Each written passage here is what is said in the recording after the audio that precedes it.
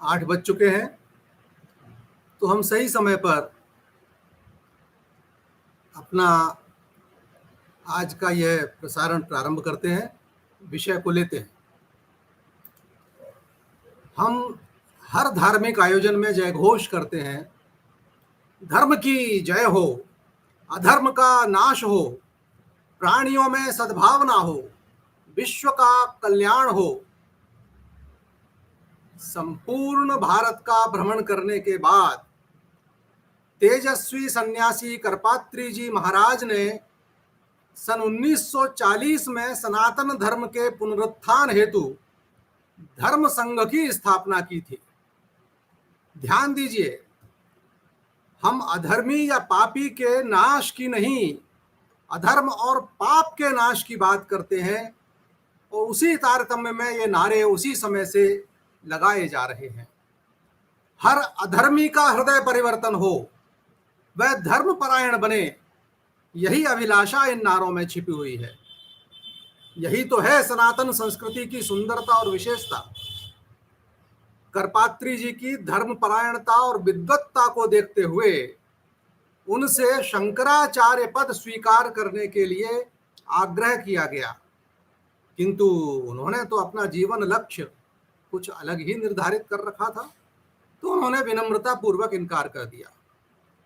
यह अलग बात है कि आज जो शंकराचार्य हैं, जगत गुरु शंकराचार्य जी द्वारा स्थापित पीठों पर जो शंकराचार्य विराजमान हैं, उनमें से 3 पूज्यपाद शंकराचार्य उनके ही शिष्य हैं। विडंबना देखिए, सत्य के पुजारी कहे जाने वाले महात्मा गांधी जी ने घोषणा की थी कि भारत का विभाजन उनकी लाश पर से होगा, लेकिन उनका यह कथन कोरा शिगूफा या जुमला सिद्ध हुआ, कोरा वाग्विलास प्रमाणित हुआ। इससे क्षुब्ध होकर स्वामी करपात्री जी ने भारत अखंड रखने की आवाज बुलंद की। यही मार्ग उन्होंने चुना था। हिंदू समाज को जागृत करना है, चैतन्य करना है, देश का हित करना है, इसलिए उन्होंने शंकराचार्य का पद अस्वीकार कर दिया था। तो जब करपात्री जी ने भारत अखंड रखने की आवाज बुलंद की, तो उन्हें पहले तो गिरफ्तार कर दिल्ली की तिहाड़ जेल में रखा गया और उसके बाद वहां से लाहौर जेल भेज दिया गया। जेल से छूटने के बाद कांग्रेस के मिथ्याचार से क्षुब्ध होकर उन्होंने 1948 में राम राज्य परिषद नामक दल बनाया, जिसने 1952 के पहले आम चुनाव में 3 लोकसभा सीटें जीती। राजस्थान विधानसभा में भी इस दल के लगभग 25 सदस्य चुने गए। संभवतः आज की युवा पीढ़ी को 6 नवंबर 1966 के उस काले दिन की जानकारी भी नहीं होगी, जिस दिन असंख्य गौ प्रेमियों और साधु संतों का दिल्ली की सड़कों पर क्रूर नरसंहार किया गया था। जलियांवाला बाग की तो चर्चा होती है, लेकिन स्वतंत्र भारत में हुए इस नरसंहार की चर्चा बहुत कम होती है, क्योंकि यह हिंदुओं का हुआ था, सनातनियों का हुआ था। उस घटना की चर्चा के पूर्व आइए पहले करपात्री जी के जीवन वृत्त पर एक नजर डालते हैं। विक्रमी संवत 1964 सन 1907 ईस्वी में श्रावण मास की शुक्ल पक्ष द्वितीया को ग्राम भटनी, जिला प्रतापगढ़, उत्तर प्रदेश में एक सनातन धर्मी सरयू पारीय ब्राह्मण श्री रामनिधि ओझा व श्रीमती शिवरानी के पुत्र रूप में करपात्री जी का आविर्भाव हुआ। बचपन में नाम रखा गया हरि नारायण ओझा। होनहार विरवान के होत चीखने पात, बचपन से ही उनका रुझान भगवत भक्ति की ओर था। यह देखकर माता पिता ने 9 वर्ष की आयु में ही उनका विवाह महादेवी जी के साथ संपन्न करा दिया। लेकिन दुनियादारी से विरक्त हरिनारायण जी को यह बंधन बांध नहीं सका और 17 वर्ष की आयु में ही वे घर छोड़कर जा पहुंचे बनारस। वहां उनकी नजर एक दिव्य सन्यासी पर पड़ी जो गंगा किनारे एक वट वृक्ष के नीचे केवल टाट लपेटे बैठे हुए थे, ध्यान कर रहे थे। इस नौजवान ने उन सन्यासी जी को प्रणाम किया, प्रार्थना की, मुझे शिष्य बना लीजिए। लेकिन वह गुरु ही क्या जो शिष्य के सर्वांगीण विकास की चिंता न करे। सन्यासी जी ने उन्हें सलाह दी कि पहले नरवर जाकर लौकिक ज्ञान प्राप्त करो, उसके बाद ही आध्यात्मिक जगत में प्रवेश की सोचना। गुरु आज्ञा शिरोधार्य कर हरिनारायण जा पहुंचे नरवर, और वहां पंडित श्री जीवन दत्त जी महाराज, पंजाबी बाबा श्री अच्युत मुनि तथा षड्दर्शनाचार्य पंडित स्वामी श्री विश्वेश्वराश्रम जी महाराज से व्याकरण शास्त्र, दर्शन शास्त्र, भागवत, न्याय शास्त्र, वेदांत आदि का ज्ञान प्राप्त किया। वहां से लौटने पर गुरु ने उन्हें नैष्ठिक ब्रह्मचारी की दीक्षा दी और वे हरिनारायण से हरिहर चैतन्य बन गए। उनके गुरु और कोई नहीं, स्वामी ब्रह्मानंद सरस्वती जी महाराज थे, जो कालांतर में ज्योतिर्मठ पीठ के शंकराचार्य बने। उसके बाद काशी से हिमाचल की गिरिकंदराओं में पहुंचकर हरिहरानंद साधना रत रहे। तदुपरांत काशी धाम में शिखा सूत्र का परित्याग कर विधिवत संन्यास की दीक्षा ली। 2.5 गज कपड़ा एवं 2 लंगोटी मात्र उनका वस्त्र रह गया, परिधान रह गया, जिसमें शीतकाल हो, ग्रीष्म हो, वर्षा हो, सबको उन्होंने सहन करना उनका स्वभाव बन गया। बुद्धि इतनी तीव्र थी कि एक बार जो पढ़ते उसे आजीवन भूलते नहीं थे।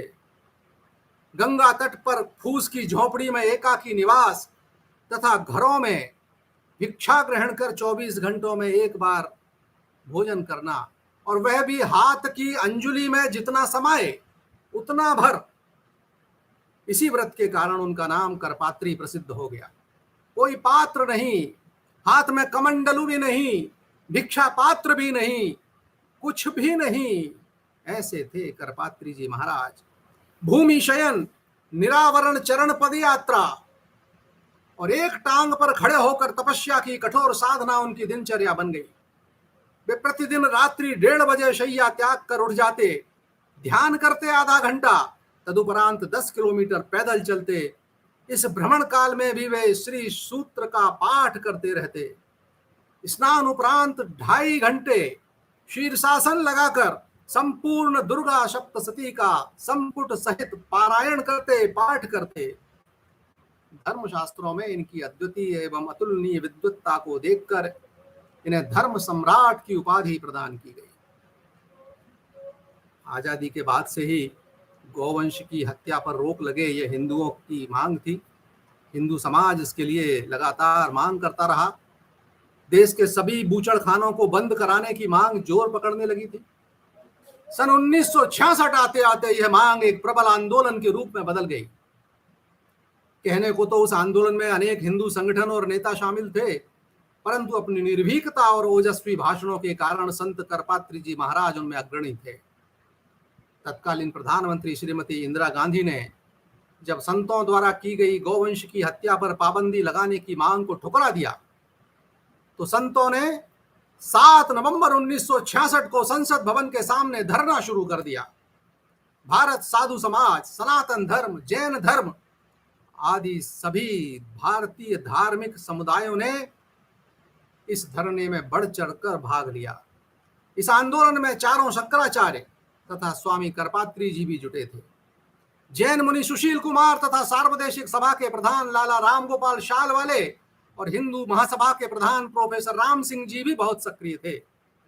श्री संत प्रभुदत्त जी ब्रह्मचारी तथा पुरी के जगत गुरु शंकराचार्य श्री स्वामी निरंजन देव तीर्थ तथा महात्मा रामचंद्र शर्मा वीर के आमरण अनशन ने आंदोलन में प्राण फूंक दिए। हिंदू पुलिस बल, ध्यान दीजिएगा इन वाक्यों पर, हिंदू पुलिस बल साधु संतों और गौ भक्तों पर कठोरता बरतने में ढिलाई बरत सकता है, ढिलाई कर सकता है, यह मानकर इस आंदोलन से निपटने के लिए श्रीमती इंदिरा गांधी ने विशेष रूप से कश्मीर पुलिस बल के जवान बुलवाए। प्रदर्शनकारी पूर्णतः शांतिपूर्ण थे और उनके साथ भारी संख्या में बच्चे और महिलाएं थी। कुछ अज्ञात शरारती तत्वों ने, जिनको कोई जानता नहीं था, जाने कहां से आए थे और दुर्घटना घटित करके जाने कहां चले गए, उन लोगों ने आकर ट्रांसपोर्ट भवन के पास कुछ वाहनों को आग लगा दी। यह घटना देखते ही तुरंत संसद के दरवाजे बंद कर दिए गए। सब प्लान्ड था। धमाकों की आवाज आने लगी। इसके बाद चारों तरफ धुआं उठने लगा। निहत्थे और शांत संतों और गो भक्तों पर पुलिस के द्वारा गोली चला दी गई, जिसमें लगभग 1200 साधु और गो भक्त मारे गए। 1200 छोटी संख्या नहीं है मित्रों, ये 1200 साधु और गो भक्त मारे गए। आजादी के बाद पहली बार हिंदुओं पर आक्रमण हुआ था, जो आज तक लगातार जारी है। इस हत्याकांड से क्षुब्ध होकर तत्कालीन गृह मंत्री गुलजारी लाल जी नंदा ने अपना त्याग पत्र दे दिया। माना जाता है कि संतों पर गोली चलाने का आदेश उन्होंने दिया नहीं था।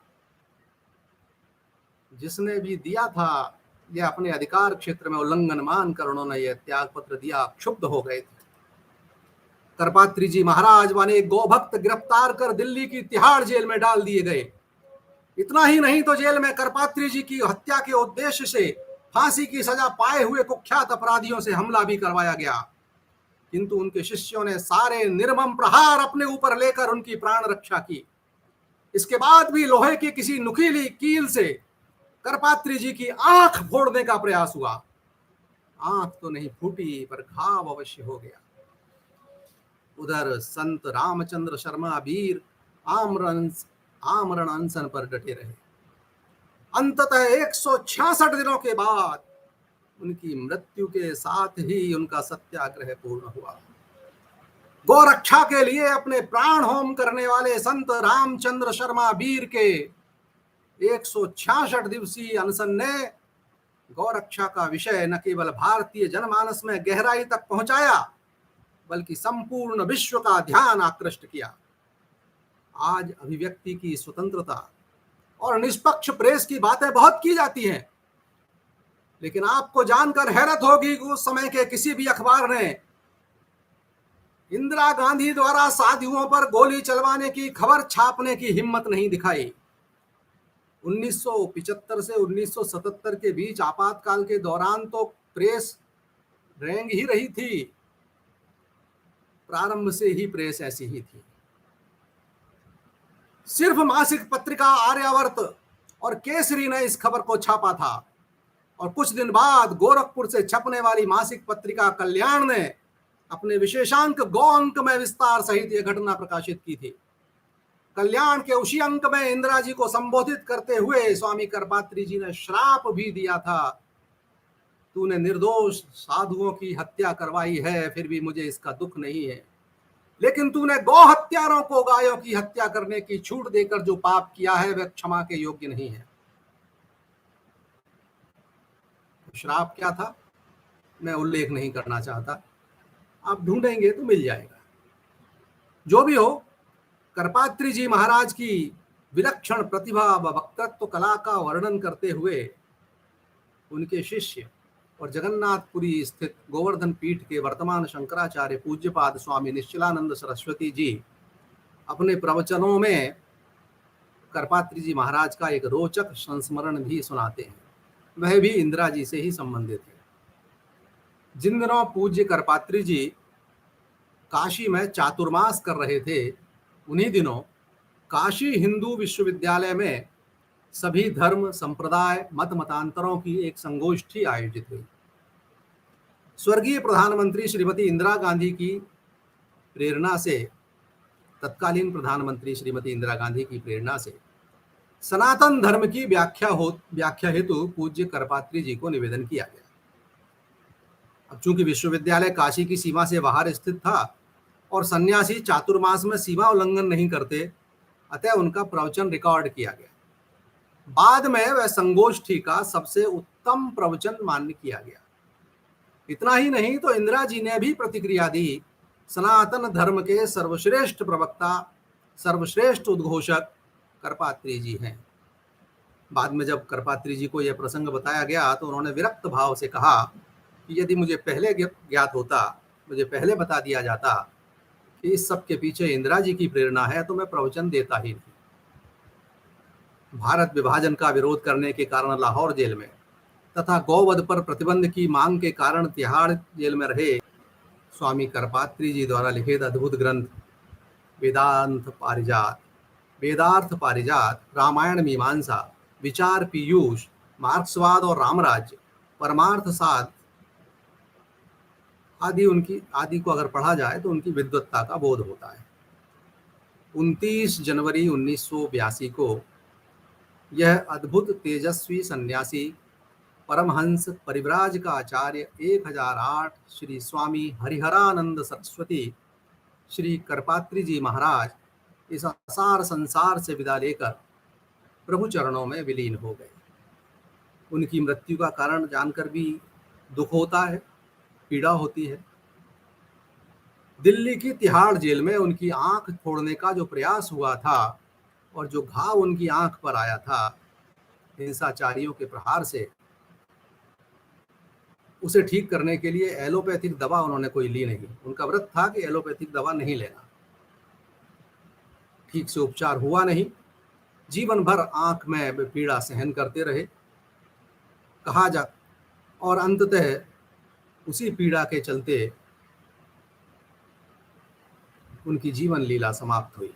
कहा जा सकता है कि गौरक्षा हेतु ही करपात्री जी ने अपना जीवन उत्सर्ग किया। उनके निर्देशानुसार उनके नश्वर पार्थिव शरीर को केदार घाट स्थित श्री गंगा महारानी की पावन गोद में जल समाधि दी गई। दुर्भाग्य यह है कि गौवध को रोकने के लिए पुरानी पीढ़ी ने जो कुर्बानी दी, उसकी जानकारी भी आज की पीढ़ी को नहीं है। दुख की बात यह है कि आज भी न तो पशु बधशालाओं की संख्या घट रही है और न ही गौशालाओं की संख्या बढ़ाने की ओर किसी का ध्यान है। 2014 के लोकसभा चुनाव के पूर्व मांस की गुलाबी क्रांति के स्थान पर दूध की धवल क्रांति का जो सपना दिखाया गया था, वह सपना क्या सपना ही रहेगा। सत्ताधीशों तक यह बात पहुंचे कि गोवध पर रोक नहीं लगा सकते, आपकी व्यवस्था है तो कम से कम गौ संरक्षण का तो सोचो, गौशालाओं को तो बढ़ाओ। छत्तीसगढ़ की कांग्रेसी सरकार ने इस दिशा में पहल की है, भाजपा सरकारें क्या कर रही हैं? उन तक यह बात पहुंचाने के लिए ही आज का यह वीडियो मैंने लाइव प्रसारण के रूप में रखा है। हमारा यह सपना गौ संरक्षण हो, देश में दूध की नदियां बहें, यह स्वप्न पता नहीं कब पूर्ण होगा भी या नहीं, ईश्वर इच्छा है।